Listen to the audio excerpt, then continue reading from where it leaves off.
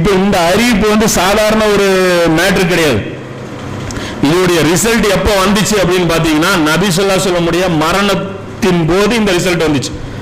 ஏன்னா இந்த குறைஷிகள் முற்றிலும் அடங்கி போயிட்டாங்க, யூதர்களும் அடக்கி வைக்கப்பட்டாங்க. ஆனா நாடோடி குழுக்கள் நிறைய இருந்துச்சு, சின்ன சின்ன குளங்கள் வந்து நிறைய இருந்துச்சு. அவங்கள பொறுத்த வரைக்கும் கண்ட்ரோலே பண்ண முடியாது.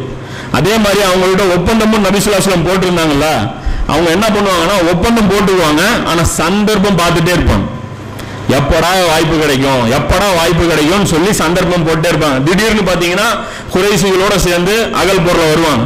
திடீர்னு பாத்தீங்கன்னா கைபோர் போர்ல பாத்தீங்கன்னா இவங்களோட கை கொடுத்து நிற்பாங்க. இவங்க யாரு கூட எப்போ போய் சேருவாங்கன்னே தெரியாது. திடீர்னு வருவாங்க, கொள்ளையடிச்சுட்டு போயிடுவாங்க.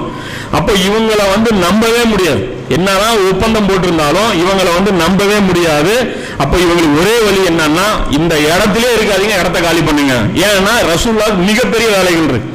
ஏன்னா இங்க உள்நாட்டு பிரச்சனையை பார்த்துட்டு இருந்தோம்னா அடுத்தது வந்து கிஸ்ராவையும் ரோமாபுரியும் போய் அட்டாக் பண்ணும் போதெல்லாம் இங்க உள்ள சேஃப்டியா இருக்காது.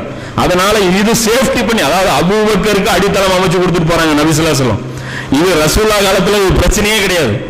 ரசூலுல்லாஹ் மரணிக்கும் போதுதான் அந்த ஃபித்னா தலை தூக்குது. எது? நாங்க ஜகாத்து கொடுக்க மாட்டோம். அப்ப வெளியே வராங்க இவங்க எல்லாம். இப்ப வந்து அடங்கி போய் உட்கார்ந்தவங்க பின்னாடி ரசூலுல்லாஹ் முன்னாடி இஸ்லாத்தை ஏத்துக்கிற மாதிரி நடிச்சவங்க பின்னாடி தங்களுடைய சுய புத்தியை காட்டுறாங்க. அந்த டைம்ல வந்து இது மட்டும் ஒப்பந்தம் போட்டு ஏற்கனவே இவங்களை வந்து நசுக்கி நபி ஸல்லல்லாஹு அலைஹி வஸல்லம் வைக்காம இருந்திருந்தாங்கன்னா இவங்களுடைய பலம் அப்ப என்னவா இருந்திருக்கும்? 10 மடங்கு பலமா அவங்க இருந்திருப்பாங்க. அப்போ வந்து அபூபக்கருடைய அந்த கிலாஃபத்தையே அழிச்சிருப்பாங்க. வரலாறு இஸ்லாத்துடைய மாறி இருக்கும். அப்ப இந்த அறிவிப்பு வந்து நபி ஸல்லல்லாஹு அலைஹி வஸல்லம் வந்து எடுத்த ஒரு மாஸ்டர் ஸ்ட்ரோக்னு சொல்லலாம். இப்ப இதை வந்த உடனே இந்த ஏன் இந்த அனௌன்ஸ்மெண்ட் கூட செய்யறாங்க? எடுத்தோன்னே நேரடியாக தாக்குதல் பண்ணலாம்ல. அதாவது ஒப்பந்தத்தை மீறிட்டே இருக்கிறாங்க. அப்படிங்கும் போது அதாவது ஒரு ஒப்பந்தம் அக்ரிமெண்ட் இருக்குது, ஆனாலும் அவங்க மீறிட்டே இருக்காங்க. இருந்தாலும் லீகலா அதை முடிச்சுக்கணும் அப்படின்னு சொல்லி அல்லாஹ் குர்ஆன்ல சொல்றான். இது 8வது அத்தியாயத்துல 58வது வசனத்துல அல்லாஹ் ஒரு ஏற்கனவே ஆப்ஷன் கொடுத்துறான் ரசூலுல்லாஹ்.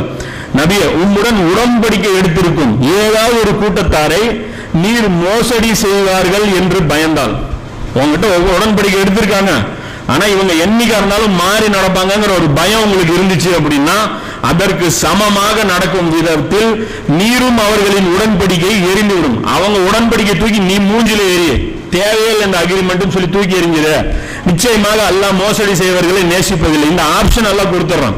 உனக்கு டவுட் அவன் மேலேயே இருந்துச்சா, டவுட் இருந்தாலே அவனை கேன்சல் பண்ணி விட்டுரு அப்படின்னா கரெக்டா அப்படிதான் பண்ணாங்க. இந்த தபூக் போற நேரத்துல என்ன பண்ணாங்க?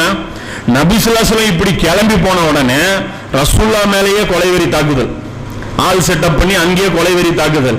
அந்த கேப்லயே மஸ்ஜிது நபவிக்கு போட்டியா ஒரு மஸ்ஜிதுல் நிலார் என்ன பண்ணாங்க? அது இல்லாம அந்த நேரத்திலேயே ஒரு லெட்டர் யாருக்கு? ரோமாபுரிக்கு. நாங்க இந்த மாதிரி வந்து வெயிட் பண்ணிட்டு இருக்கிறோம், நீங்க முடிச்சு கொடுத்துட்டு வாங்க அப்படிங்கிற அந்த ராஹிபுங்கிற அந்த துறவியோட ஒரு டைப். இத்தனை ஃபித்னா இவங்க பண்ணிட்டு தான் இருக்காங்க. இதை பார்த்துட்டு தான் ரசூலுல்லாஹ் வர்றாங்க. எப்படி அங்க லோக்கல்ல இருக்கக்கூடிய முனாஃபிக்களை ஒழிச்சாங்களோ அதுக்கப்புறம் இங்க இருக்கிற WM பார்ட்டிகளை நபி ஸல்லல்லாஹு அலைஹி வஸல்லம் என்ன பண்ணாங்க? ஒழிச்சு கட்டினாங்க. ஒழிச்சு கட்டிட்டு ரசூல் அல்லாஹ் சொல்றாங்க தூக்கி எறிஞ்சிரு இந்த உங்களுடைய இந்த உடன்படிக்கையை அப்படிங்கிறான்.